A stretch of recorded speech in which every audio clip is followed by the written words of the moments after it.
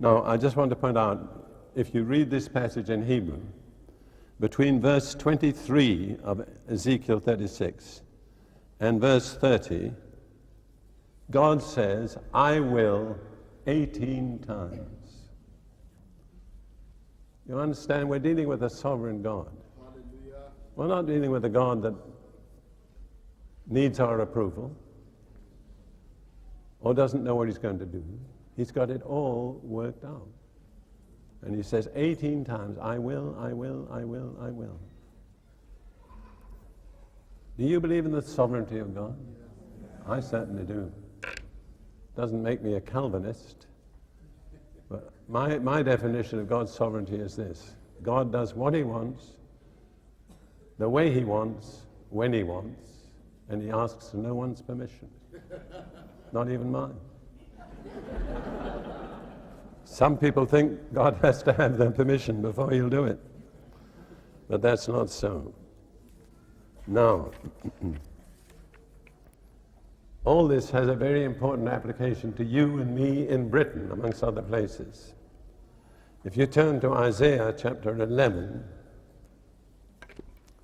God says what the significance of the restoration of Israel is to be for other nations. Isaiah 11, sorry, Isaiah 11, verses 11, 12. It shall come to pass in that day, and that day in Isaiah and other prophets is usually the end time, not always, but usually. It shall come to pass in that day that the Lord shall set his hand again the second time to recover the remnant of his people who are left from Assyria and Egypt, from Pathra and Cush, from Elam and Shinar, from Hamath and the islands of the sea. So Isaiah predicts there's going to be a second regathering. This is a remarkable fact about the Bible because the first regathering had not yet taken place, but God looks beyond that. The first regathering was a brief, partial regathering after the Babylonian captivity. But God says there will be a second regathering, and this regathering will be worldwide. Not just be from the few areas to which the Jews were dispersed in the Babylonian captivity, but it'll be worldwide. I will set my hand the second time to regather the remnant of my people. Now, if God sets his hand to do something, he's going to do it. Woe to the person who gets in his way. Now, this is such a vivid description to me. What is the significance of it? He will set up a banner for the nations and will assemble the outcasts of Israel and gather together the dispersed of Judah from the four corners of the earth. Notice this is to be a worldwide ingathering. The regathering from Babylon was partial, limited to certain areas. This one is worldwide, and it's been exactly fulfilled. There are more than 100 nations from which the Jewish people have been gathered. You cannot find any area of the earth from which the Jewish people have not been regathered. But it was all predicted before the first scattering and the first gathering. And then God says, and this has become so vivid to me, he will set up a banner for the nations,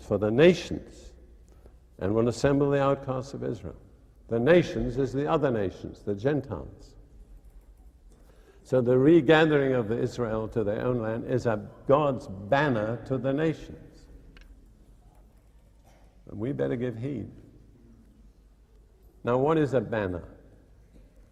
This is my simple definition. A banner is usually something like a flag or something like that, that is put on something that lifts it up and makes it visible to a long distance, and usually it has a few simple words on it.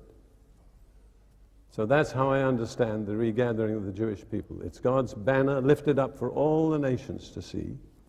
And you see, all the nations do see, because you never open your newspaper for a week without getting news about Israel. I mean, it's amazing when you think it's a nation of less than 6 million people with a tiny little strip of territory less than the Principality of Wales.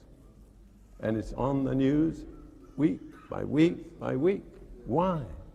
Because it's God's banner. He wants all the nations to see it. It's lifted up. What are the words on the banner? Now this is just my own personal interpretation.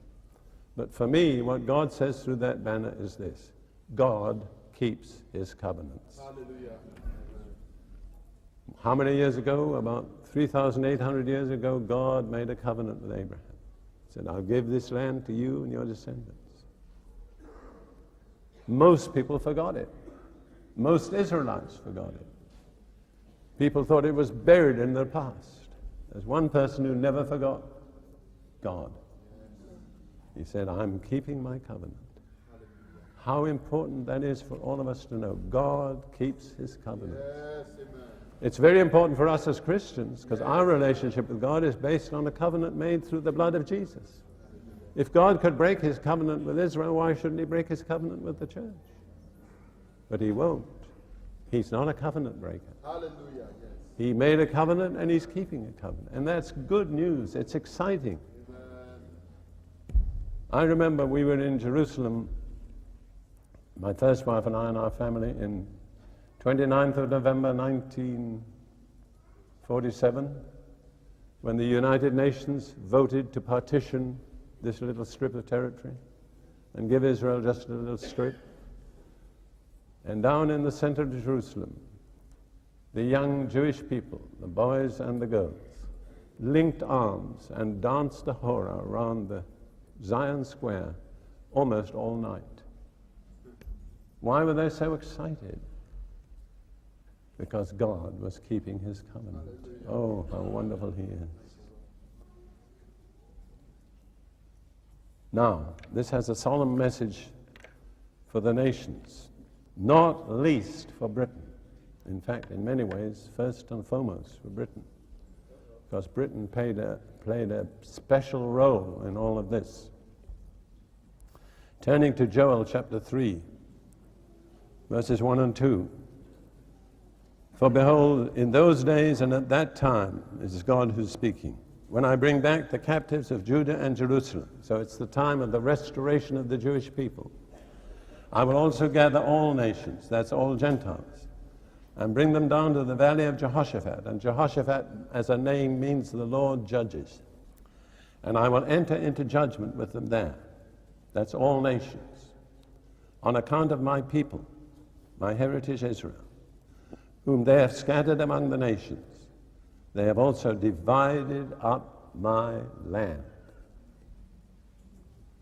Before it was Israel's land, it was God's land. God gave it to Israel.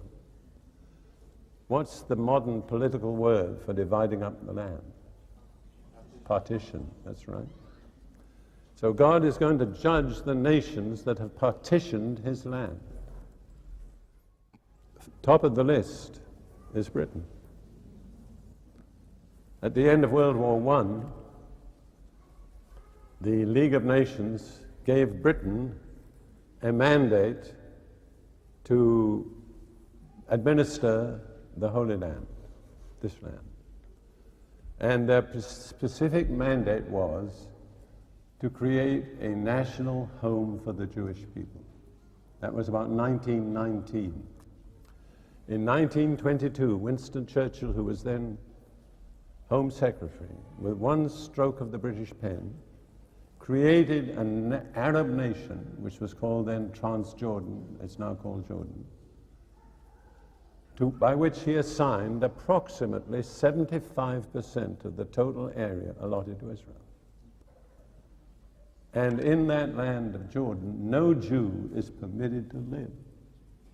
Whereas in the land assigned to Israel, every Arab is perfectly free to live if he wants. So here is the Jewish people ending up with 25% approximately of what was supposed to be assigned to them. Then after World War II, the United Nations voted to partition, and they took approximately 12%, a further 12%, and gave it to Israel. So instead of getting 100%, they ended up with 12%. Who was responsible? written.